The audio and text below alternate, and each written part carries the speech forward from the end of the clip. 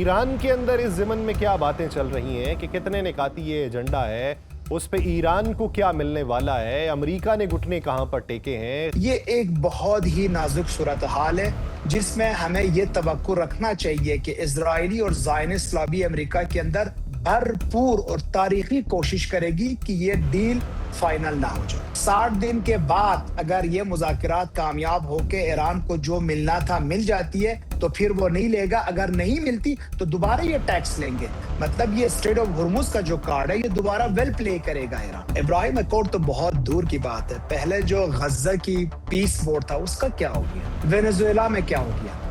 ایران کے اندر کیا ہو گیا، کیوبا کے اندر کیا ہو گیا، چائنا کے ساتھ کیا ہو گیا۔ بسم اللہ الرحمن الرحیم، السلام علیکم ناظرین، سونو پوڈ کاسٹ میں خوش آمدید، میں ہوں یاسر رشید۔ ناظرین، اس وقت خطے کی صورتحال تیزی سے تبدیل ہو رہی ہے، بہت سی جو چہمگوئیاں ہیں وہ اب خبروں کی زینتیں بن رہی ہیں، بہت سی جگہوں کے اوپر باتیں یہ ہو رہی ہیں کہ آنے والے دنوں کے اندر ایران کے لیے بہتری کیا ہوگی، خطے کے ممالک کے لیے بہتری کیا ہوگی، ایران پر سے پابندیاں کیا ہٹیں گی، ایران کو کتنے پیسے مل سکیں گے، ایران کی ڈیمانڈز کیا ہیں، $300 بلین کی ہوا کس نے اڑائی تھی، اور لبنان کے محاذ کے اوپر اس گرمی کتنی موجود رہے گی۔ یہ وہ سوالات ہیں جو اس وقت تمام اذہان میں ابھر رہے ہیں، لیکن ان سوالات کے جوابات بھی بہت لوگ اپنے تئیں اپنے تجزیات کے مطابق دے رہے ہیں۔ ہم مختلف لوگوں سے روابط کر رہے ہیں ان دنوں میں تاکہ مختلف نظریات جو ہیں ان کی آگہی آپ تک پہنچے کہ اذہان کے اندر اس وقت ابہام کیا موجود ہیں، مشکلات کیا موجود ہیں، سفارشات کیا موجود ہیں اور اس کے عملی اقدامات کیا ہوتے ہوئے دکھائی دیتے ہیں۔ تو اسی ضمن کے اندر ہم نے پھر رابطہ کیا ماہر بین الاقوامی امور تہران سے تعلق جناب محمد حسین باقری ہمارے ساتھ موجود ہیں۔ باقری صاحب، بہت شکریہ آپ کے وقت کا۔ باقری صاحب، سب سے پہلے تو اگر پاکستان کا تذکرہ کیا جائے اس پورے منظرنامے میں تو آپ کیا سمجھتے ہیں کہ پاکستان کی یہ کتنی بڑی کامیابی ہے کہ بار بار مذاکرات کے انکار کے بعد اب مذاکرات کی میز پہ واپس بیٹھنا اور اسلام آباد میمورنڈم کا اسے نام دیا جانا اور جنیوا کے اندر پاکستان کی میزبانی میں اس پہ دستخط ہونے کے امکانات، تو یہ پاکستان کی کتنی بڑی ایفرٹ ہے اور اس میں ایرانی جو حکام ہیں انہوں نے پاکستان کے سامنے اپنا موقف کیا رکھا؟ بسم اللہ الرحمن الرحیم، آپ کو، آپ کے ٹیم ممبرز اور پاکستان کے عوام کو السلام علیکم۔ یاسر، میں سمجھتا ہوں کہ ایران اور امریکہ کے بعد، یا شاید اگر میں تھوڑا احتیاط سے استعمال کروں تو ایران اور امریکہ سے بھی زیادہ اس نیگوسیشن اور پیس ڈیل کا فائدہ جمہوری اسلامی پاکستان کو پہنچا ہوگا، کیونکہ پاکستان اس وقت ایک ایسا پلیئر کے طور پر سامنے آیا جو شاید چائنا اور رشیا بھی اس طرح پلے نہیں کر پاتے۔ جس طرح پاکستان نے ثبوت دیا کہ وہ بیک وقت واشنگٹن اور تہران کے ساتھ کتنا قریبی رشتہ رکھتا ہے، اور ان دونوں کو اسلام آباد کی میز پر تقریباً 50 سال کے بعد بٹھانا کوئی عام بات نہیں تھی۔ میرا خیال ہے اٹ واز اے میراکل، اور اسی لیے مجھے لگتا ہے کہ اس مفاہمت میں جو کہ انشاءاللہ فرائیڈے کے دن جنیوا میں سائن ہوگا، سب سے بڑا جو ونر ہے امریکہ اور ایران کو اگر سائڈ پہ کر دے تو Pakistan would be the most important winner of this game. ٹھیک، باقری صاحب، آپ پھر کیا سمجھتے ہیں کہ مستقبل قریب میں جب جمعے کے روز اس پہ دستخط ہونا ہے، کچھ کہتے ہیں 14 نکاتی سفارشات ہیں، کچھ کہتے ہیں 12 نکاتی ایجنڈا ہے، کچھ کہتے ہیں نہیں 4 نکاتی ہوگا، کچھ کہتے ہیں ابھی کچھ نہیں پتا کہ کتنے نکات کا ہوگا۔ ایران کے اندر اس ضمن میں کیا باتیں چل رہی ہیں کہ کتنے نکاتی یہ ایجنڈا ہے، اس پہ ایران کو کیا ملنے والا ہے، امریکہ نے گھٹنے کہاں پر ٹیکے ہیں، خطے کے ممالک کا کردار اس میں کیا ہے؟ اس سوال میں دو زاویے ہیں جو ہمیں دیکھنا پڑے گا۔ ایک، حتمی معاہدے پر دستخط آنے تک یہ جو 65 دن کا ٹائم گیپ رکھا ہے ایران اور امریکہ نے، میرا خیال یہ تاریخ کی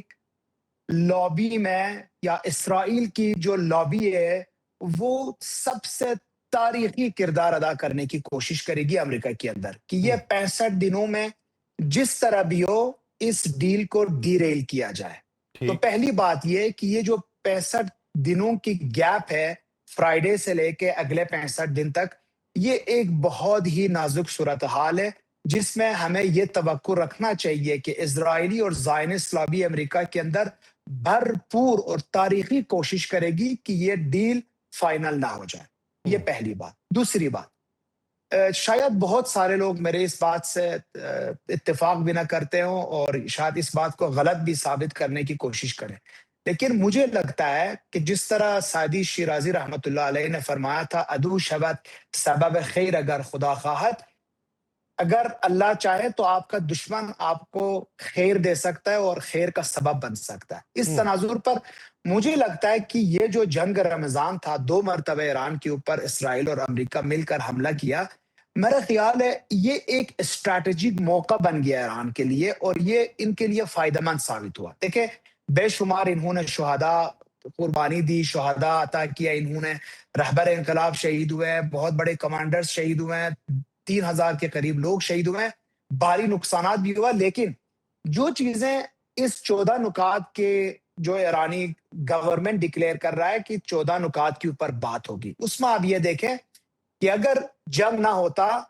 تو امریکی پابندیوں نے ایران کی معیشت کو شدید دباؤ میں ڈالا ہوا تھا اور ایران انٹرنل کنفلکٹ کا شکار ہوتا جا رہا تھا. اب جو جنیوا کے مذاکرات ہیں فرائیڈے کے لیے، صرف اس خبر آنے کے بعد ڈالر کی ریٹ تقریباً 7% گر گئی ہے ایران کے اندر، اور یہ دن بدن ہر دن 5 سے 7% گرتی نظر آ رہی ہے ہمیں. جو 185 پہ جو ڈالر ایکسچینج ریٹ تھا وہ 150 پہ، آج میں نے چیک کیا 150 تک پہنچ گئی ہے. تو یہ ایران کے لیے میرا خیال ہے ایک بہت ہی سنہری موقع ہے کہ یہ اپنے جو سینکشنز تھے اس میں تھوڑا ریلیف مل سکے، اور وہ بھی جنگ کی وجہ سے. جنگ سے پہلے کوئی امکانات نظر نہیں آ رہی تھی. دوسری بات، منجمد اثاثوں کے حوالے سے دیکھیں، منجمد اثاثوں کی واپسی تقریباً جنگ سے پہلے ناممکن دکھائی دیتی تھی، لیکن اب واپسی وہی منجمد اثاثے مین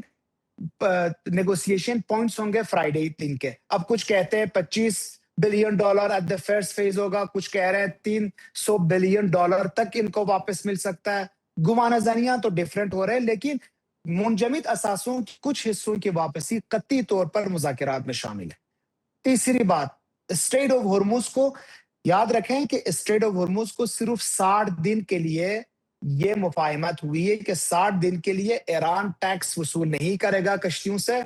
اور 60 دن کے بعد اگر یہ مذاکرات کامیاب ہو کے ایران کو جو ملنا تھا مل جاتی ہے تو پھر وہ نہیں لے گا، اگر نہیں ملتی تو دوبارہ یہ ٹیکس لیں گے. مطلب یہ اسٹریٹ آف ہرمز کا جو کارڈ ہے یہ دوبارہ ویل پلے کرے گا ایران. تو مجھے لگتا ہے اس جنگ نے بہت سارے جو نقصانات بھی ہوئے، لیکن دوسرے زاویے سے دیکھیں تو ایران کے لیے بہت سارے دروازے بھی کھل گئے. اس لیے چاہے یہ 14 نکات ہو، 10 نکات ہو، 20 نکات ہو، ادو شبت سبب خیر، دشمن آپ کا خیر کا باعث بن گیا، اور ایران کے لیے میرا خیال یہ ایک بہت سنہری موقع ہوگا. اچھا، ایک چیز بتائیے کہ لبنان کے محاذ کے اوپر ایران نے سٹینڈ لیا اور ابھی بھی جو نکات سرکولیٹ کر رہے ہیں اس میں سر فہرست جو جملہ لکھا ہوا ہے وہ لبنان سمیت کھولے گئے اسرائیل کی طرف سے تمام محاذوں پر مستقل جنگ بندی جو ہے اس کے اوپر زور دیا گیا. لیکن اگر آپ 1-2 دنوں کے اسرائیلی جو وزراء ہیں ان کے بیانات دیکھیں اور نیتن یاہو کے اقدامات دیکھیں تو اس میں صاف یہ دکھائی دیتا ہے کہ امریکن پالیسی کو وہ ٹو کرتے ہوئے دکھائی نہیں دے رہے. اور اسی ضمن میں ہم نے یہ دیکھا ہے کہ لبنان کے محاذ کو بھی گرم رکھنے کی باتیں ہیں، وہاں سے فوجوں کو واپس نہ بلانے کا بھی اندیہ ہے، اور اپنی توسیع پسندانہ عزائم کا پھر سے پرچار ہو رہا ہے. اور یہاں تک سننے میں ملا کہ یہ کہا گیا نفتالی بینٹ کی جانب سے کہ اگر امریکہ اسرائیل کی پالیسی کے منافی کوئی اقدامات اٹھاتا ہے تو وقت آ چکا ہے کہ ہم امریکہ کو بھی نہ کر دیں. تو جب اس طرح کے اقدامات وہاں پر ہیں تو اس کے پایہ تکمیل تک پہنچتے ہوئے مذاکرات کے کس حد تک امکانات ہیں؟ شاید پہلے بھی میں عرض کر چکا ہوں، اسرائیل کے نفسیات کو سمجھنے کے لیے ان کا ہسٹری پڑھنا بہت ضروری ہے. میں اس سوال کو جواب دینے سے پہلے اسرائیل کے بارے میں 2-3 نکات بتاتا ہوں. سب سے پہلے یہ سمجھنا ہوگا کہ اسرائیل کے اندر جو شکست کا تأثر دکھائی دیتا ہے، اس کا ایک بڑا حصہ وہاں کی جو شدید اندرونی سیاسی کشمکش کا نتیجہ ہے. ہمیں غافل نہیں ہونا چاہیے، ہمیں فریب میں نہیں آنا چاہیے کہ ایران بالکل سپیریارٹی دکھائی ہے اور نیگوسیشن پہ کامیابی حاصل کی ہے، لیکن اگر سیاسی پوائنٹ آف ویو سے دیکھیں تو یہ اسرائیل کا جو شکست کا تصور ہے وہ ایران سے زیادہ ان کی اندرونی سیاسی کشمکش کا نتیجہ ہے۔ ہوں، شاید بہت سارے لوگ یہ بھول چکے ہیں، یہ جو دائیں بازو کا سیاسی اور سماجی طبقہ ہے جو آج بنجامن نتنیاہو کو سپورٹ کر رہے ہیں، یہ وہی طبقہ ہے جس نے 1990s میں یچاک رابین، اس جہاں سب سے پاورفل سیاستدان تھا اسرائیل میں، اسی کو اسرائیل کے دشمنوں کے مقابلے میں کمزور قرار دیا تھا اور ان کے خلاف مظاہرے کیے گئے تھے۔ یہی راست بازو، دائیں بازو والے جو سیاسی اور اجتماعی طبقہ ہے، ان کی موت کے لیے دعا کیا تھا اور آخر کار رابن کو انہی گروپس نے قتل بھی کیا تھا۔ یہی وہ حلقہ ہے، یہ جو ابھی بنجامن نتنیاہو کو سپورٹ کر رہے ہیں، جنہوں نے باروش گولڈسٹین کے لیے ایک زیارت گاہ بنایا، ان کی قبر کو زیارت گاہ بنایا۔ کیوں؟ کیونکہ یہ شخص نے الخلیل میں مسجد ابراہیمی کے اندر نمازیوں کو قتل عام کیا تھا۔ دیکھیں، اسرائیل کو جو دائیں بازو کی سیاسی نفسیات، اگر آپ ان کی سیاسی نفسیات کو چیک کریں تو یہ ایک سیکیورٹی ماکسیملسٹ پر قائم ہے، یعنی ان کے نزدیک کسی بھی خطرے کا صرف ایک ہی قابل قبول حل ہے: دشمن کی مکمل تباہی، وہ بھی کم سے کم وقت میں، اس سے کم کسی بھی نتیجے کو وہ شکست تصور کرتے ہیں۔ اس لیے اگر ہم بار بار کہتے ہیں کہ یہ جو مفاہمت ہے یہ امریکہ اور ایران کے درمیان ہو رہا ہے، ایران سیاست ورزانہ انداز میں کوشش یہ کر رہا ہے کہ امریکہ اور اسرائیل کو تھوڑی سی الگ کر دے، لیکن اسرائیل کے ساتھ کوئی جنگ بندی نہیں ہو رہی ہے، اسرائیل کے ساتھ کوئی مفاہمت نہیں ہو رہی، کیونکہ وہاں کے دائیں بازو کے جو طبقہ ہے اس کا سیاسی اور سماجی جو طرز فکر ہے وہ میں آپ کے سامنے رکھ چکا ہوں۔ اس لیے ان کا جو نفسیات سمجھنے کے بعد مجھے جو لگتا ہے وہ یہ ہے، ایران اور اسرائیل کی جنگ برقرار رہے گی۔ ہوں، اب لبنان کے حوالے سے فور دا فرسٹ ٹائم امریکہ اس بار پہ مجبور ہو گیا ہے۔ حشد الشعبی کو ٹیررسٹ آرگنائزیشن سمجھتا تھا، حزب اللہ کو ٹیررسٹ آرگنائزیشن سمجھتا تھا، اب حزب اللہ ان کی جنگ بندی اور لبنان اور عراق کے اندر جہاں جہاں مزاحمتی گروپس ہیں ان کی جنگ بندی کا مطلب یہ ہے کہ اب امریکہ اپنا شکست تسلیم کر کے ایران کے ساتھ مفاہمت کر رہا ہے، لیکن یہ یاد رکھیں کہ اسرائیل اس مفاہمت کا حصہ نہیں بنے گا اور اسرائیل اور ایران کا جنگ میرا خیال ہے کہ یہ جاری رہے گی۔ اچھا میرا ایک سوال ہے، پیچیدہ بھی کہہ سکتے ہیں، نفسیاتی بھی کہہ سکتے ہیں اور عامیانہ بھی کہہ سکتے ہیں، کہ ایران نے اس جنگ میں بہت کچھ گنوایا، جس کا تذکرہ آپ ابتدا کے اندر کر چکے ہیں کہ بہت سی جانیں گنوائی ہیں، انفراسٹرکچر کا نقصان اٹھایا ہے، اور اس کے بعد پھر آپ نے اس کے معاشی اثرات بھی گنوانا شروع کیے کہ ابھی حالیہ دنوں کے اندر یہ اعلان ہونے کے بعد کس حد تک ڈالر کی قیمت میں کمی واقع ہوئی ہے۔ لیکن میرا سوال یہ ہے کہ اس جنگ کا نقصان جو ہے وہ لبنان نے بھی اٹھایا ہے، انہوں نے بھی کوئی 3800 کے قریب یا 3600 کے قریب لاشیں اٹھائے ہیں، انہوں نے بھی 10 لاکھ افراد کی گھروں کی بے دخلی دیکھی ہے، انہوں نے بھی اپنے گھروں کو ملیا میٹ ہوتے دیکھا ہے۔ چلیں کہیں نہ کہیں پہ فریز ایسٹس بحال ہو جائیں گے ایران کو رقوم مل جائیں گی، ایران کے معاشی دروازے کھل جائیں گے، لیکن وہ جو لبنان کا نقصان ہے اس کا ریبیٹ کس صورت میں ہوگا؟ کیونکہ امریکہ تو اس ضمن کے اندر یہ بات انشور کرنا چاہے گا کہ جو پیسہ ایران کو حاصل ہو وہ اپنے محور مزاحمت تک منتقل نہ کر پائے ماضی کی طرح، تو اب کی بار پھر ان کے لیے ریبیٹ کس صورت میں ہوگا؟ پہلی بات، آپ معاہدے کی پہلی شرط میں جب چیک کریں تو اس میں لکھا ہوا ہے لبنان کی خود مختاری اور علاقائی سالمیت کی ضمانت ہوں، امریکہ دے گا۔ یہ لبنان کے اندر سب سے بڑی فتح یہی ہے کہ جو اسرائیل چاہتا تھا حزب اللہ کو مکمل طور پر ختم کر کے لبنان کے اندر اپنا گورنمنٹ قائم کریں یا اپنا پسندیدہ لوگ کو جیسے غزہ میں کیا تھا وہ لبنان میں کریں، یہ ابھی ہم دیکھ رہے ہیں کہ شکست کھا گئے۔ دوسری ہوں، بات، 2 مہینے کے بعد لبنان میں ہو رہے ہیں الیکشنز، ہوں، حزب اللہ لبنان اس معاہدے کے ضمن میں گورنمنٹ بنائے گا لبنان کے اندر، اور اس گورنمنٹ بننے کے بعد جس طرح لبنان مزاحمت کے راستہ اختیار کرے گا اور ہر روز اپنے آپ کو ایران کی طرح انٹیریئر پوائنٹ آف ویو سے تکڑا بنا کے اسرائیل کے لیے ایک ہمیشہ کے لیے بہت مضبوط دشمن کے ثبوت دے گا، وہ بھی ایک فتح ہے لبنانیوں کے لیے۔ دیکھیں، ہم اس سچویشن میں اس لبنان کی بات کر رہے ہیں جو تقریباً 20 سال سے مسلسل دباؤ کی شکل میں کوئی ایک بھی گورنمنٹ اس میں ٹھیک سے کام نہیں کر پائے اور ان کی تقریباً اقتصاد برباد ہو چکی تھی۔ اب اس جنگ کے بدلے میں اور اس نیگوسیشن کے بعد اگر لبنان میں حزب اللہ کا گورنمنٹ بنتا ہے تو آپ یہ دیکھ سکتے ہیں کہ لبنان کے اندر ایک اسلامی جمہوریہ ایران کی شکل میں ایک نئی گورنمنٹ سامنے آئے گی جو زیادہ سے زیادہ مضبوط بھی ہوگی، مزاحمت کا راستہ بھی اپنائے گا اور پھر اپنے لوگوں کے لیے بہت سارے انفراسٹرکچر کام بھی کرے گا۔ آج تک یہ لبنان میں ممکن نہیں تھا کیونکہ اسرائیل اور امریکہ بار بار اس میں دخل اندازی کر رہے تھے۔ میرا خیال ہے لبنانیوں کے لیے سب سے بڑی فتح یہی ہوگی کہ اب ان کو وہ گورنمنٹ ملے گی جو ان کا دیکھ بھال کر سکے۔ اچھا، آپ کیا سمجھتے ہیں کہ اس معاہدے کے نتیجے میں ایک وار ٹرافی چاہ رہے تھے ڈونلڈ جے ٹرمپ کہ اپنے عوام کے سامنے اس کو رکھ سکیں، مڈ ٹرم الیکشن کے اندر اس کو کیش کروا سکیں اور پھر اس کے بدلے میں بنجمن نیتن یاہو کو کوئی گفٹ دے سکیں، تو اس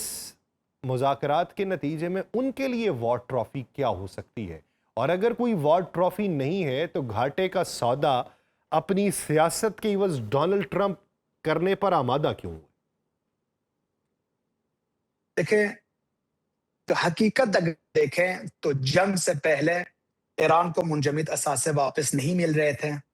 تمام پابندیاں ایران کے خلاف برقرار تھیں،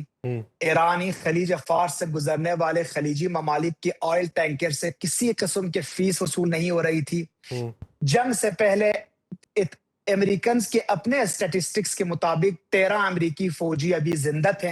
400 زخمی مکمل صحت کی حالت میں تھے۔ امریکہ کی 20 فوجی اڈے ریجن کے اندر بالکل فعال اور سالم تھے جو کہ ابھی ناکارہ ہو چکے ہیں، اور اس کے ساتھ ساتھ ایران ایک بھی اسٹریٹجک فائدہ جنگ سے پہلے اس کے پاس نہیں تھا جو جنگ کے بعد آ گیا۔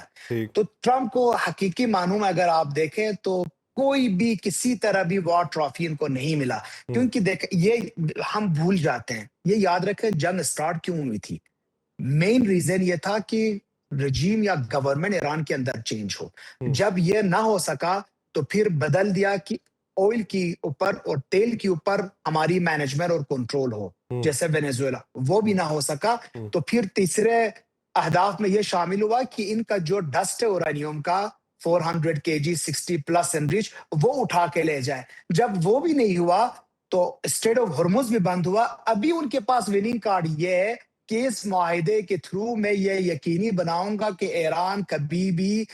اٹم بم نہیں بنائے گا۔ یہ وہی بات ہے جو خمینی صاحب کی دور سے لے کے آج تک ایران بار بار کہہ رہا ہے۔ اس کے لیے جنگ کی ضرورت ہی نہ تھی، اس کے لیے ایران کو کوئی کنسیشن دینے کی ضرورت ہی نہ تھی، کیونکہ ایران بار بار کہہ رہا تھا میں اٹم بم نہیں بنا رہا ہوں۔ اب وار ٹرافی ان کو یہ مل رہا ہے، ہم نے اسٹریٹ آف ہرمز کو کھول دیا جو جنگ سے پہلے کھلا ہوا تھا، اور ایران سے ہم نے یہ گارنٹی لے لی کہ یہ اب اٹم بم نہیں بنائیں گے۔ اب آپ خود سوچیں، آپ کی آڈینس اور آپ کے ویورز دیکھیں، کیا اس میں آپ کسی بھی طرح وار ٹرافی آپ کو نظر آ رہی ہے؟ لیکن ٹرمپ صاحب کو شاید یہ نظر آ رہی ہو۔ اچھا، میرا ایک سوال یہ کہ اس مذاکرات کے نتیجے میں عرب ممالک کے ساتھ تعلقات کس حد تک بہتر ہوں گے جو ماضی قریب میں ان پر ہوئے حملوں سے خراب ہوئے، یا پھر وہاں بھی ایک مستقل دراڑ پڑتی ہوئی دکھائی دے گی؟ کہ عرب کنٹریز کے حوالے سے ایک بہت امپورٹنٹ بات یہ ہے کہ ان خلیجی ممالک نے اپنا انحصار ہمیشہ سیکیورٹی انحصار اور اپنی جو سلامتی ہے وہ امریکہ کے اوپر پیسوں کی شکل میں کی تھی۔ وہ سوچتے تھے ہم اپنا سیکیورٹی امریکہ سے خرید سکتے ہیں، لیکن اس جنگ میں ہم نے یہ دیکھا کہ امریکہ ان کنٹریز کو حفاظت کرنے کی جگہ ان کنٹریز کو اپنے حفاظت کے لیے استعمال کیا۔ اور یہ تاثر اب اس ریجنل کنٹریز کے اندر ختم ہو گئی کہ ہم اس کے بعد نمایاں طور پر امریکہ کے اوپر اعتماد کر سکتے ہیں. ہوں، اس کے ساتھ ساتھ آپ کویت کے رپورٹس چیک کریں. کویت کے اندر 70,000 سٹیزنز کو ان کی سٹیزنشپ رائٹس ان سے لی گئی ہے، واپس لے گئی ہے. یہ اگر آپ 70,000 فیملیز کو دیکھ لیں تو یہ تقریباً somehow about 15% of population of Kuwait بنتے ہیں. کویت کے اندر 15% پاپولیشن اپنے سٹیزنشپ کھو چکے ہیں، اور یہ آئندہ آنے والے دنوں میں ایک بہت ہی میرا خیال ہے کہ امپورٹنٹ ایک مائل اسٹون ہوگا کویتی شیعوں کے لیے، کہ اب ان کی گورنمنٹ صرف شیعہ ہونے کی وجہ سے ان کی نیشنلٹیز اور سٹیزنشپ واپس لے رہی ہے. ہوں، اور پھر جہاں کوئی وہاں پہ لیبر ہی نہیں ہے، جہاں پہ لیبرز کسی اور ملک سے آ نہیں رہی ہے، وہاں پہ آپ اپنے لوگوں کو سٹیزنشپ رائٹس واپس لے کے ان کو باہر کریں ملک کے اندر. یہ آگے جاتے ہوئے صورتحال بہت نازک ہوگی کویت کے لیے، بحرین کے لیے اور دوسری خلیجی ممالک کے لیے. اس کے ساتھ ساتھ خلیجی ممالک نے آج تک یہ سمجھتے تھے کہ ایران کو ہم دبا کر امریکہ کی مدد سے یا کسی اور کی مدد سے ایران کو سائیڈ لائن کر سکتے ہیں. اب انہوں نے اس جنگ میں یہ بھی دیکھا کہ ایران تو as a new super power سامنے آیا، اور ریجن کے اندر تو یہ سپر پاور ہی بنا ہوا ہے، ہوں، کیونکہ امریکہ کے سامنے ان سب کے اوپر اٹیک بھی کیا اور کسی کی ہمت نہ ہوئی کہ ایران کو کنٹین کر سکے. ہوں. تو میرا خیال ہے ریجنل کنٹریز کے اندر، عرب کنٹریز کے اندر ان کا جو سیکیورٹی ڈیلیما ہے، اس کے ساتھ ساتھ جو نفسیاتی ہے، اس میں بہت گہری تبدیلی آئے گی، اور یہ تبدیلی بہت سارے گورنمنٹ کو بھی کولیپس کی طرف لے کے جائے گا. اب اگر یہ اس حالات کا صورتحال کو سنجیدہ لے کے اپنے سیکیورٹی اپیریٹس کے اندر، اپنے گورنمنٹ اسٹائل کے اندر کوئی چینج لاتے ہیں تو فبہ المراد بہتر ان کے لیے. لیکن اگر وہ ابھی بھی اس بات کو نہیں سمجھتے ہیں تو ایک دو بحرانوں کے بعد میرا خیال ہے ان کی پورا جو سیکیورٹی اپیریٹس ہے، ان کا جو گورننسشپ ہے اور گورنمنٹ اسٹائل ہے، یہ سارے کولیپس کر جائیں گے. اچھا باقری صاحب، ایک یہ بھی بات ہو رہی ہے کہ جیسے آپ نے بھی تذکرہ کیا کہ ہمارا یہ معاہدہ ایران کا جو ہے یہ اسرائیل کے ساتھ نہیں ہے. اسرائیل کے ساتھ جو ہے وہ جنگ جاری و ساری رہے گی مختلف محاذوں کے اوپر، لیکن خامنہئی صاحب کا جو جنازہ ہے اس جنازے کے حوالے سے اطلاعات یہ ہیں کہ 20 ملین کے قریب جو لوگ ہیں وہ اس جنازے میں شریک ہوں گے. پوری دنیا سے ڈیلیگیشنز جو ہیں وہ آئیں گے، یعنی 2 کروڑ کے افراد سڑکوں پر موجود ہوں گے. تو اس ضمن کے اندر اسرائیل سے آپ کو ایشورٹی نہیں ہے تو اتنی بڑی تعداد میں عوام باہر کیسے نکالے جائیں گے؟ یا پھر آپ یہ سمجھتے ہیں کہ امریکہ کی پشت پناہی کے بغیر اسرائیل میں اتنی ہمت نہیں کہ ڈائریکٹ ایران کے اوپر اٹیک کر سکے؟ بالکل مجھے نہیں لگتا کہ اگر امریکہ کے پشت پناہی نہ ہو تو اسرائیل اتنا بڑا غلطی کر سکتا ہے کہ وہ رہبر شہید کے جنازے کے وہ جو پروگرام ہے اس میں آ کے اٹیک کرے. مجھے لگتا ہے کہ ایرانی گورنمنٹ اور ایرانی حکام کو یہ گارنٹی امریکہ کی طرف سے ملی ہوگی کہ ہم کنٹین کریں گے اسرائیل کو اس پروگرام کے لیے، کیونکہ اسرائیل جانتا ہے اگر اس طرح کی کوئی غلطی کرے تو پھر اس کے بعد اسرائیل میں جو تباہی مچے گی وہ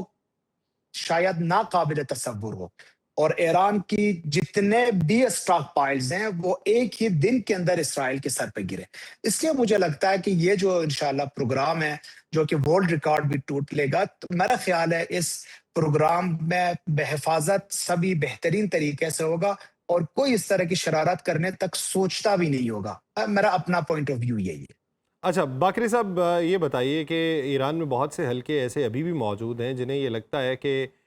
جنہیں آپ رجت پسند حلقے کہہ سکتے ہیں، کہ امریکہ کے ساتھ یوں بیٹھنا جو ہے وہ بہتر نہیں ہے، اور کچھ افراد کا یہ خیال ہے کہ اس سے زیادہ ان کو نقصان پہنچایا جا سکتا تھا. تو اس پورے معاملے کے اوپر مذاکرات اگر سائن ہو جاتے ہیں اس کے اوپر، تو پھر اس کی عوامی مقبولیت اور سیاسی قبولیت ایران میں کس حد تک ہوگی کہ تمام نظریات والے ایک ہی پیج کے اوپر موجود ہوں؟ کیونکہ یہ تو ویسے بھی معاشرے کا بھی حسن ہوتا ہے نظریاتی اختلاف ہونا، لیکن وہ بڑے پیمانے پہ ایک پیج پہ موجود ہونا یہ بھی ایک اصل سوال ہے۔ پہلی بات یہ جو رجعت پسند لوگ ہیں یا ریجیڈیٹی کے ساتھ سارے معاملات کو دیکھ رہے ہیں، یہ بہت مائنر ہے ایران کے اندر۔ ہوں ضرور یہ باہر سڑکوں پہ بھی آئیں تو یہ تقریباً 5,000 کی تعداد میں کل ملا کے بھی نہیں ہوں گے۔ ہوں ایران کے اندر ضرور یہ بات ہو رہی ہے، ڈسکشن ہو رہی ہے کہ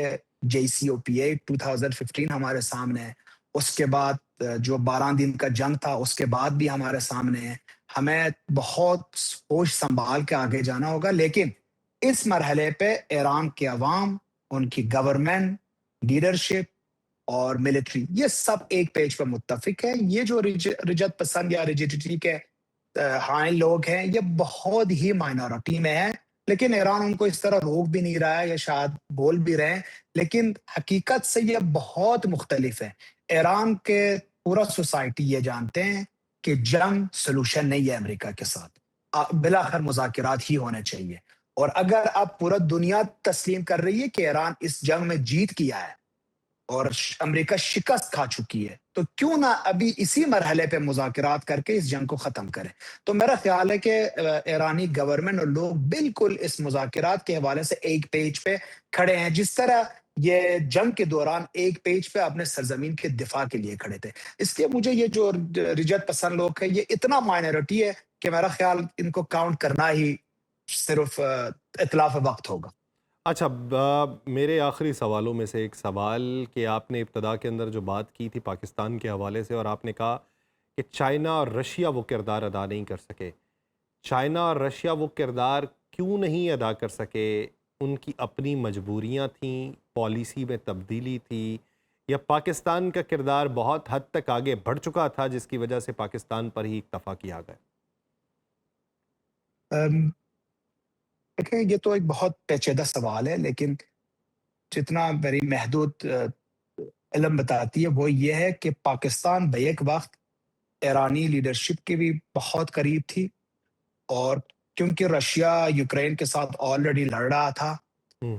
چائنا کا دو تین بہت امپورٹنٹ ایشوز سینکشن کے حوالے سے، ان کی جو شرح ٹیکس ہے یا شرح جو امپورٹ ایکسپورٹ کے اوپر امریکہ کے ساتھ اختلاف، اور تائیوان کے اوپر اتنے سنجیدہ معاملات ہیں جو شاید یہ کسی اور نئے مصیبت میں نہیں پھنسانا چاہ رہے تھے اپنے آپ کو، اور اس میں ڈونلڈ ٹرمپ کے قریب بھی نہیں سمجھے جاتے تھے۔ میرا خیال پاکستان کو یہ ایک منحصر پوزیشن حاصل تھی، اسپیشلی پاکستان کے ملٹری اسٹیبلشمنٹ کو، کہ وہ کسی اختلاف کے بغیر امریکہ کے ساتھ ایک بہترین مفاہمت کے ساتھ بھی چل رہے تھے، اور ایران کی بہت قریب بھی تھے، اور اس سے بھی زیادہ امپورٹنٹ پاکستان کا یہ حق اس لیے بھی بنتا تھا کہ پاکستان کا بارڈر ہے ایران کے ساتھ، اور ایران کے اندر کسی طرح کے بھی افراد فری پاکستان کے اوپر بھی اثر انداز ہو سکتا ہے۔ اس کے ساتھ ساتھ ایک مشترکہ دشمن بھی ہے سامنے، جو کہ اسرائیل ہے، جو کہ پاکستان اور ایران دونوں کا دشمن سمجھا جاتا ہے۔ اس لیے مجھے لگتا ہے کہ ڈفرینٹ پوائنٹ آف ویو سے پاکستان کا ایک طرح سے یہ حق بھی بنتا تھا، ہوں پاکستان ڈیزرو دس پوزیشن، سیکیورٹی لحاظ سے، بارڈر پوائنٹ آف ویو سے، اور مشترکہ دشمن کی وجہ سے۔ اور دوسری بات، ان کی جو برانڈ تھا پاکستان، امریکہ کے پاس بھی اور ایران کے پاس بھی، میرا خیال ہے یہ وہ پوزیشننگ تھی جو پاکستان کو اس بہت ہی حساس دور میں ایک بہترین پلیئر کے طور پر سامنے لانے میں کردار ادا کیا۔ اچھا، میرا ایک آخری سوال باقری صاحب کہ اگر دیکھا جائے تو کہا یہ جا رہا ہے کہ اس مرحلے کے بعد ابراہم اکارڈ کے اوپر تمام ممالک کو امریکہ اکٹھا کرنے کی کوشش کرے گا، تو آپ اس ضمن میں کیا رائے رکھتے ہیں کہ ماضی کے اندر ابراہم اکارڈ کے اندر شامل ہونے والے جو ممالک تھے یا جنہوں نے رائے کا اظہار کیا تھا، اب پوزیشن کیا ہوگی؟ پہلے یہ دیکھیں، ایک بھی ایسا معاہدہ دکھائیں جو ڈونلڈ ٹرمپ نے اسٹارٹ کیا اور اس کو خاتمے تک پہنچا سکے۔ ہوں ابراہیم اکارڈ تو بہت دور کی بات ہے، پہلے جو غزہ کی پیس بورڈ تھا اس کا کیا ہو گیا؟ پہلے اس کا تو آپ انجام دیکھ لیں۔ ہوں وینزویلا میں کیا ہو گیا؟ ایران کے اندر کیا ہو گیا؟ کیوبا کے اندر کیا ہو گیا؟ چائنا کے ساتھ کیا ہو گیا؟ تو یہ خواہشات ہیں، خواب ہیں ڈونلڈ ٹرمپ کی، بنجامن نتنیاہو کی، جو مکمل ہونے تک میرا خیال ابھی صدیوں باقی ہے۔ تو it's not a very big deal. اس بات پر اب تو بالکل امکانات نظر ہی نہیں آتے کہ ابراہیم ایکورڈ کو کہیں جا کے یہ ڈیفائن بھی کر سکیں. یہ باتوں میں ضرور کریں گے، لیکن جس طرح پیس بورڈ کا حشر ہوا ہے، جس طرح وینیزویلا ماڈل کا حشر ہوا ہے، ایران ماڈل کا حشر ہوا ہے، اسی طرح انشاءاللہ یہ ابراہیم ایکورڈ کا بھی حشر ہوگا. ٹھیک اسی طرح یہ ابراہیم ایکارڈ کا بھی حشر ہوگا، اور ماضی کی تجربات کی بتاتے ہیں کہ ڈونلڈ ٹرمپ کے ہاتھوں ہونے والے معاہدے جو ہیں وہ پایہ تکمیل تک نہیں پہنچے. بہت شکریہ محمد حسین باقری صاحب اس حوالے سے اپنا وقت دینے کے لیے. ناظرین، بہت پوڈ شکریہ. کاسٹ کا وقت ختم ہوا جاتا ہے، مجھے دیجیے اجازت. آپ سے ملاقات ہوگی کسی اور ایپیسوڈ اور مہمان کے ساتھ. اپنا بہت سا خیال رکھیے گا. اللہ نگہبان.